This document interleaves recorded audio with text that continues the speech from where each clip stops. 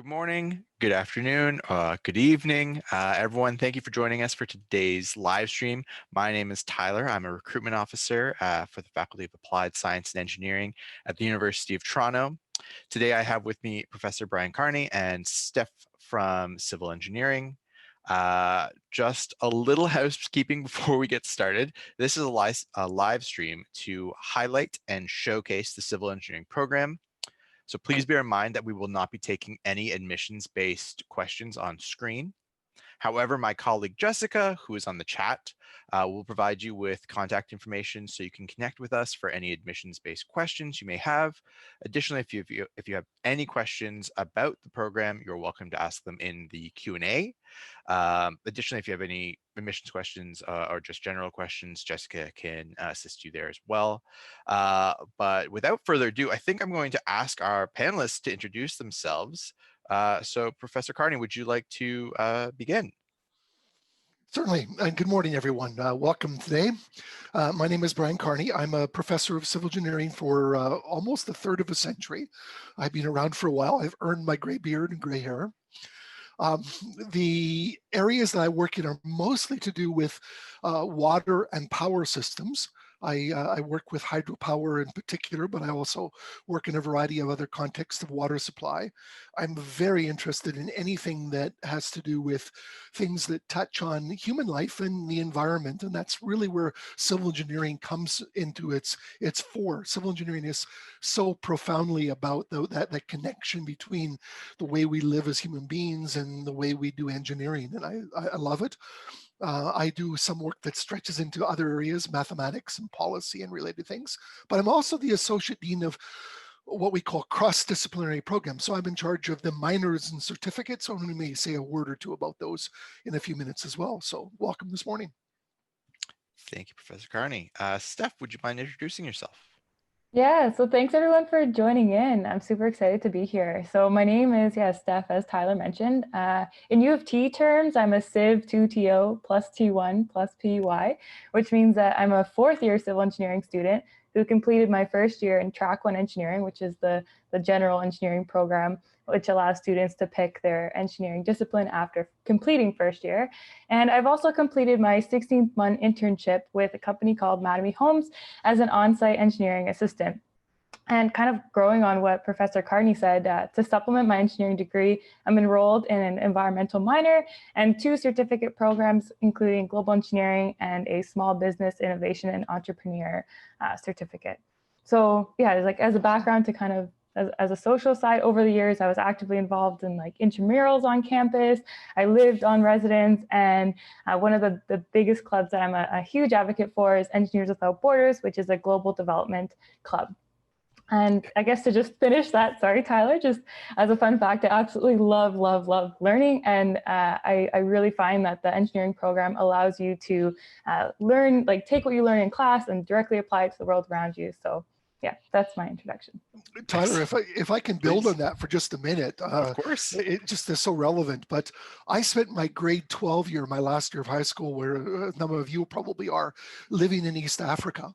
And at that time, I went there living in Dar es Salaam, right on the Indian Ocean coast, because I was fascinated with oceanography. I love the idea of oceans and scuba diving and almost anything to do with the oceans. But while I was there, we discovered that many people in Tanzania did not have access to clean water. They were spending a massive part of their living and waking existence doing nothing but being preoccupied by water.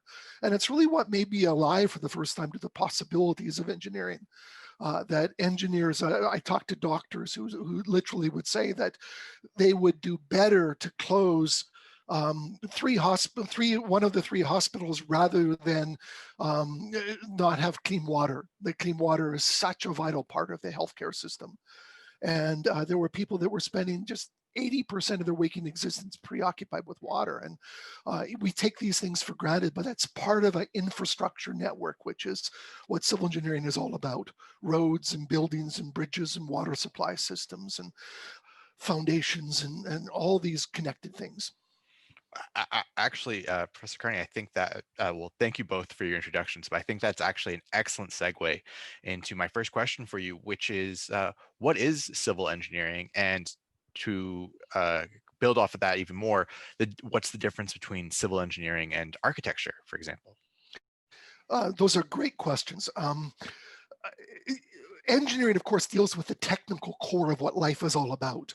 And I think initially, sort of in Roman times, when engineering really became established as a key profession, the Romans really divided engineering into civil engineering, the people that dealt with roads and water supply and aqueduct systems and buildings, and military engineering, which was very much dealing with, fortifications and assault tactics and, battling rams and all sorts of other things that were technical, but were very specifically military. That's not, of course, to say that the civil stuff of building roads didn't have military implications. That was a big part of moving armies around, but that was the division. But as the technical world totally exploded during the two stages of the Industrial Revolution, both in 1750 and later in 1870, and really the complexity of engineering grew to such an extent that well recognized sub-disciplines within the general area of engineering, like machines and mechanical engineering, like electrical systems and electrical engineering, those things hived off chemical engineering that require different skills. And really civil engineering is very much the things that remain that couldn't be divided off into well-recognized specialties. And I'd say we're still the most big general form of engineering as a result of that. The areas that exist within civil engineering are, everything from dealing with rocks and soils and forces and foundations, the geomechanical, environmental, water resources, structures, transportation. I'm not sure what materials. All these things come together, but they're still extraordinarily as broad as the civil society is broad, and urban areas play a huge role in that. Excellent, thank you. That's excellent. So I was wondering if you might be able to speak to some of the unique opportunities available to civil engineering students. And Steph, please do feel free to chime in on this as well. In fact, go ahead, Steph.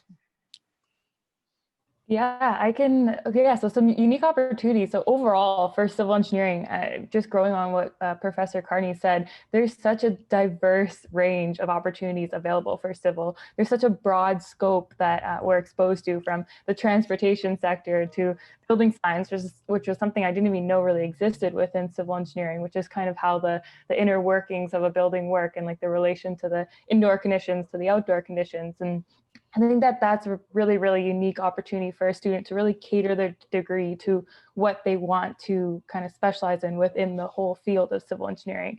And then when focusing on the unique opportunities available to civil engineering students at U of T, I could really speak on the actual location in Toronto. I think that that is such a great thing. And I know that right now we are online, but still, like, the network within Toronto and the types of professors that are at the university is just such a great place to be in when studying civil engineering. Toronto's a growing city. There's so many things that are going on within the city, from like building developments to construction. Like it's just an incredible place to be. And in terms of the actual experiences, so something really unique that civil engineering, or I guess students in civil engineering are exposed to or offered is it's called Survey Camp, which is basically like a 2-week long training where we go it's almost like a cottage, but it's like on a lake, and we do things like surveying and working with how to map and how to deal with water testing. And it's just a really, really unique experience. And that is something that looking back on my degree, I definitely appreciate that. And over my internship, I used a lot of the stuff I learned on that applicative learning experience on the field. So those are some unique experiences that I would touch upon. That's a terrific answer, Stephanie. I just love your enthusiasm. It's awesome to hear and to see. We as civil engineers work a lot with consulting. So those are the people that are designing systems and working to implement them. Construction is a huge employer as well.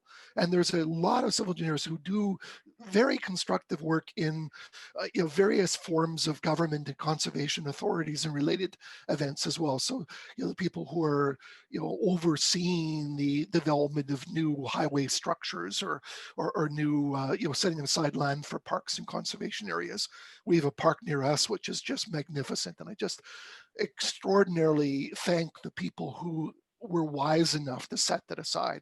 But land development is a huge part of civil engineering, of looking at land that you want to develop under specific requirements and meeting specific needs. Again, a little bit of a plug, but I have been around for a while, as I said, but I helped start a consulting firm 35 years ago, and it's thriving, and it's a terrific thing to actually have students that you train and teach and then launch into the world. But we do a great deal of field work. We work closely with other consultants and with municipalities to design, to build, and to monitor how things do. A lot of the fresh builds that we did in the past are going to be rebuilds now. We're going to have to take down things well. And that's a much more challenging problem than it is to build them in the first place, the so-called brownfields problem. And there's just huge challenges associated with buildings that get old and need to be renovated, and structures. And architecture plays a role. And in fact, Tyler, we missed your question about the connection to architecture. Where the overlap between civil engineering and architecture is strongest is in the structures and building environment. And really, I think architects often are concerned with overall aesthetics and overall design and overall function, but they often work very closely with civil engineers that design the HVAC systems, the heating and ventilation systems, as well as the structural strength and materials viability. But I would say that the architecture programs on the whole really emphasize creativity. We in engineering really emphasize problem solving, but there's lots of overlap. Excellent. My Well, youngest daughter is an architect. oh, well, nice tie in there as well. We actually got an excellent question from the chat that I was hoping you both would be able to speak to, which is, are there opportunities for undergraduate civil engineering students to get involved with research? Great question. And in fact, we know that a lot of the reasons why people come to U of T is because of the research component. And most of my best graduate students have come directly from U of T. So there's summer work opportunities. Sometimes there's part-time work opportunities. Students who are keen and motivated and the discipline can exploit lots of opportunities to work directly with professors or to use links to work internationally. We have a variety of exchange programs in other places. We have connections with, National University of Singapore, with Hong Kong University of Science and Technology, with a variety of other places. And if you're interested in doing research elsewhere, that's possible as well. But I would say that these opportunities need a little bit of initiative to really exploit well sometimes. Fair enough. Yeah, I could just add on to that. So first of all, like exactly, U of T is a research institute. Like I remember in my first year, and to this day, I still go on and I just read like the research that professors are doing, because it is just so incredible what is going on. And there really is a team of people that are working to like push the bounds on technology and just really innovate different systems. And for me directly, so after my second year, I worked in 2 research labs, so Dynamic Systems Lab and the Tall Innovative Research Group, or the Tall Building. It used to be called the Tall Building Research Group. And both of those gave me great exposure to like how a research team works. My specific research was focusing on integrating technology into construction projects. So I was actually working with drones and trying to figure out ways of using them to go into buildings and scale different models, which is really cool. I worked in a drone lab on the University Institute of Aerospace Studies, or UTIAS, which is the University of Toronto Institute of Aerospace Studies. So that was a really, really cool experience. And that was after my second year, which was really good to like tie into the stuff that I previously learned. And then also I did a little bit of part-time work in a water, it's called the Warren Lab, which is working on basically testing and determining how to create safe and secure water resources, which is also kind of touching upon what Professor Carney said. So just in those 3 experiences, definitely there are a lot of research opportunities, and professors are really willing to share their research, and it's definitely a great place to learn about what like actual applicative things are going on in the research realm. Fantastic. I taught the second year civil engineering course in hydrology last term in the spring of 2020, one of the students came up to me and we interacted, and I was so impressed with him, I hired him for the summertime. And then he's now got connected with the company that I'm associated with, and now he's working for us during the term a little bit, and he'll have a terrific thesis and fourth year experience, between third and fourth year experience, continuing to work with a combination of a consulting company, a conservation authority, and a university professor. And those things are just waiting for you to show an interest. If you sit back and, U of T is the glorious opportunity that you can be anonymous in classes if you wish to be, but you don't need to be. We're very open for you to identify yourself, identify your interests, and to make a case for an alliance.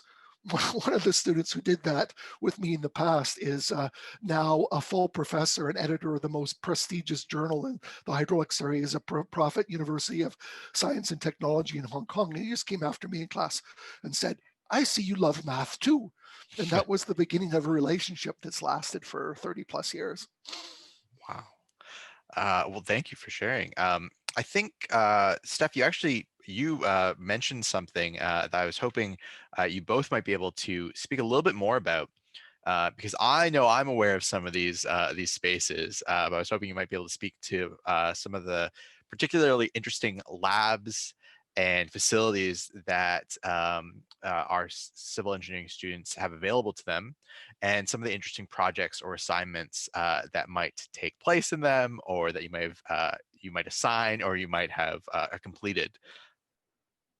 Yeah, I can hop onto that. So looking back, like before this live stream, I actually took a look back at my projects, and looking now, it's so nice to see the work you do. And one of my highlights was definitely a first year engineering design course. So you do one in both semesters, and in the second semester or the second term, you work with a real client, and the scope or the work that my team was assigned was actually building this little device. So one of the neat things with that experience is we actually got to go to the 3D printing lab on the university campus, and we actually built like a prototype of the design. And looking back, I still have that, and it's really, really cool. That was like a really, really neat experience and a project overall. In terms of labs, so we have some of the biggest, and I want to say best, but really that's not founded upon like research wise or statistical wise, but we have really, really cool labs. One of our courses, like a lot of our courses in third year, actually have lab components to it. So some of the highlights is a structures lab. So we basically modeled and built concrete cylinders, and we would break them and see like how they failed under different types of loading patterns. We also there was a dynamics, like a fluid dynamics lab, where we would look at water movement, flow systems, how the relationship between them works. And then one of my other highlights was definitely the geotechnical engineering lab, which was like looking at soils and how like water and flow, like different flows go through the soil types. So those were some of my highlights. And I in terms of like the research side of things, so I touched upon my experience in the dynamic systems lab, which was an actual like off-campus facility that really has a bunch of different internal like systems. Like for example, I was in the drone lab, so we had different camera system that like would help to localize different equipment, which was really neat. So yeah, that would be my touch upon labs and facilities. Excellent, thank you. Maybe I'll just add a couple additional words to that. That's a terrific answer. But one of the other key labs in the modern world, of course, are computer systems themselves. And what you can simulate. It used to be that about 90% of the development of a new airplane or a new car system would take place in a physical way, but now it's probably 95% of the design of these things takes place by running computer simulation programs. And that's an incredibly important part of what we do. The big models that deal with flow or these computational fluid dynamics programs, they're very number intensive and challenging even in the modern world. But that's a way of doing experiments as well, of doing things on the computer. But the other thing that Stephanie alluded to is that we live and work in a massive city of terrific diversity. And the city itself is a lab. And so a great deal of the work I do right now bypasses the traditional work of small scale experiments in a physical lab. And we actually go out to the field and we monitor things and watch things. In the modern world, what's happening in urban areas is complex and difficult, but it's very hard to simulate the flooding of an urban area properly in a lab, but it happens. And so one can get data, you can sense, you can do sensory or sensors in the system that acquire that data and analyze that data. And I think more and more we're going to be working with real scale, full scale systems by monitoring the actual performance of real systems. And that's a very important part of the lab and part of the experience. But if I can just extend one minute longer, the beautiful thing about engineering is that we totally believe that the real world exists and has real constraints. Sometimes people forget that. I think in the business area, you think you make up all your own rules. We have to work with real concrete and real soil and real cars and real drivers and real water.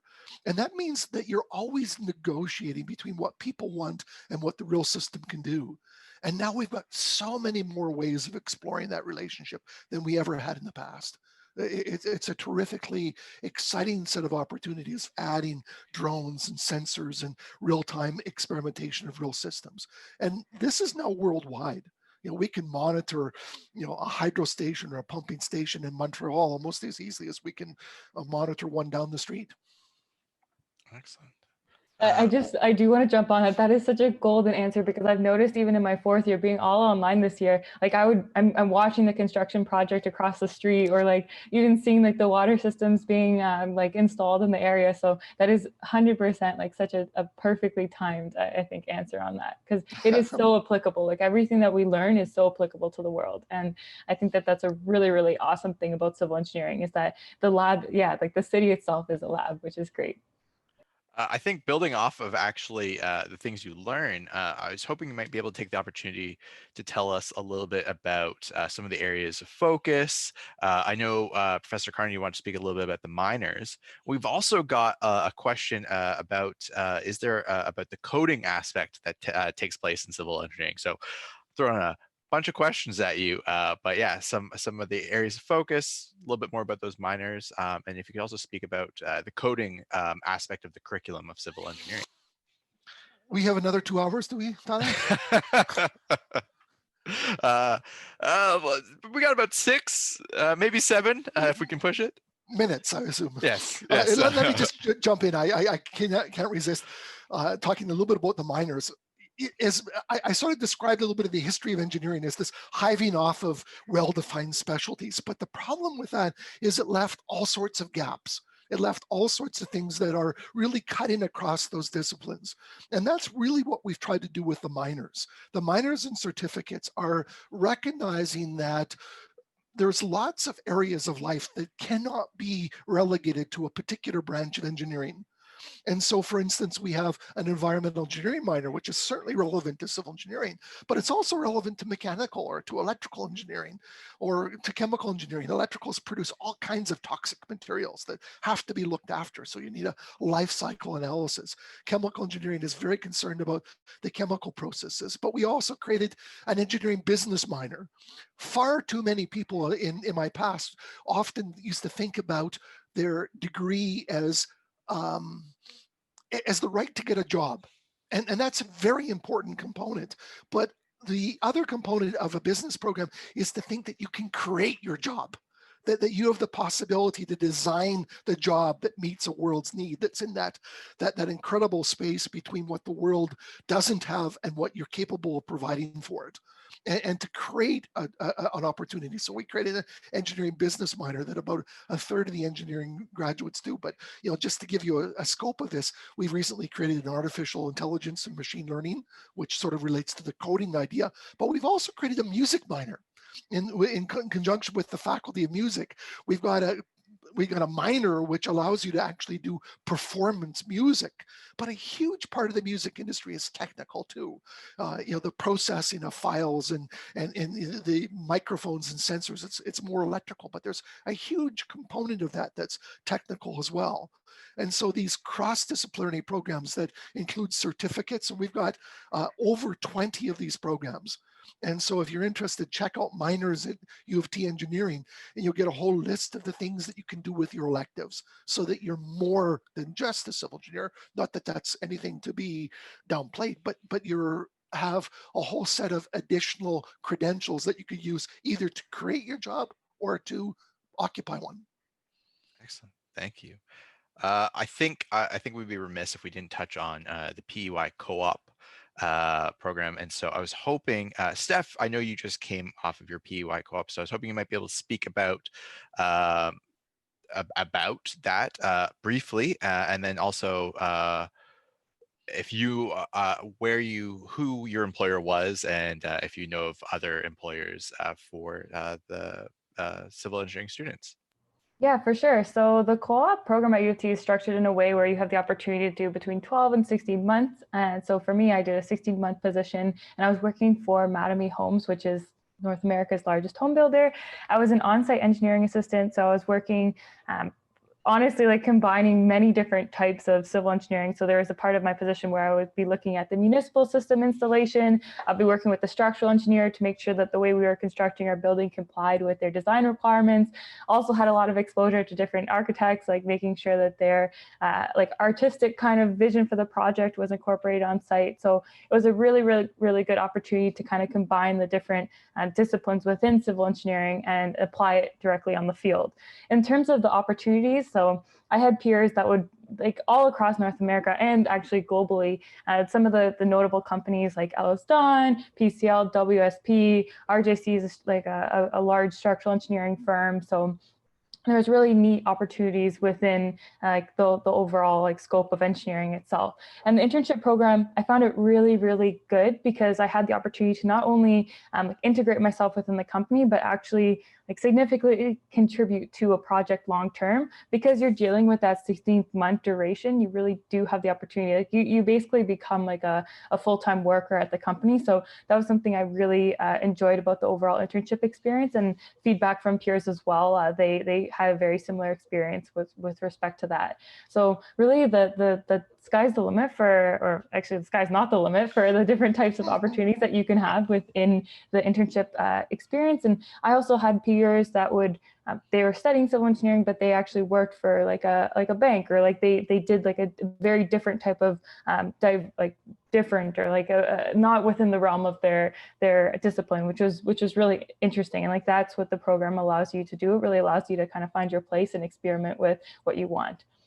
Excellent. So again, that's our PY, Professional Experience Year co-op program, which is our work experience program, which actually allows students the opportunity for up to 20 months of work experience. So the 12 to 16 that Steph mentioned is after your third year of studies, so between your third and fourth year. And there's also the opportunity for an additional 4 months after your second year of study. I think I'd like to get just one last question. This is also more about experience for students. So are there opportunities for students to visit construction projects in the city or Ontario in general, or to get more hands-on out of the classroom kind of experience? I know, Steffi talked about the experiences up at the Civil Survey Camp, but are there other opportunities to go out into like construction sites, for example? Yeah, so in second year, you take a construction management course, and part of that course is going around and observing different construction projects. We had a really neat opportunity where our course was actually taught by an industry professional. So she was very open to connecting us, and a lot of our course curriculum actually had like interviews from project manager professionals. And it was really neat to go around the city and and physically observe the projects as well as kind of monitor the progress throughout our years within the program, or at least I did, because it was really neat to kind of see the development over the like 2 or 3 year period. So for sure, you have the opportunity to go and observe construction projects, and quite honestly, I found it a really good place to start and learn about like all of the different connected systems within civil, because you see the structural aspects, you see the material aspects, you see the connection to the water system. So it really is kind of a nice connection of all the different civil engineering disciplines. Excellent. Professor Carney, any additional thoughts?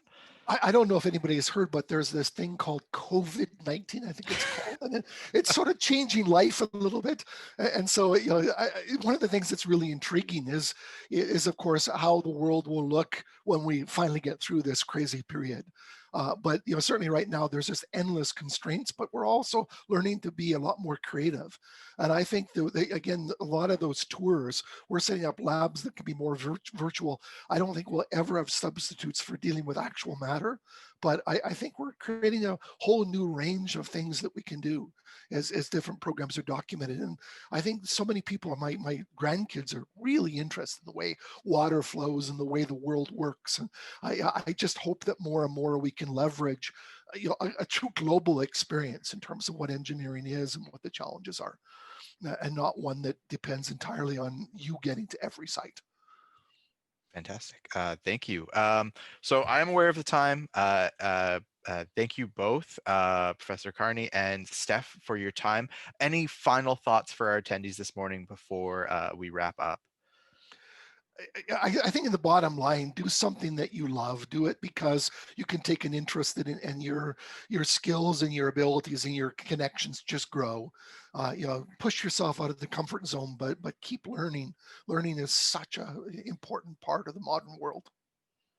Yeah, and from a student perspective, like definitely had a great experience over my 4 years, interacting with incredible people. And even in the online experience, I still have the ability to connect with the professors and learn that, like, have a true appreciation for what I'm learning, which is a really awesome experience. Excellent. Well, I think with that, I believe we'll wrap things up. So again, I want to thank Professor Brian Carney and Steph Martin for joining me today. I would also like to thank Jessica, who has been answering questions in the chat. If you have any additional questions, please feel free to contact the Engineering Welcome Center, engineering@utoronto.ca, which Jessica will link in the chat. And that's it. Again, thank you so much for joining us, and I hope you have a great rest of your day. Goodbye, Yes, everyone. good luck, everyone. Thanks, Tyler. Thanks, Stephanie. Thank you. Bye-bye. Bye now.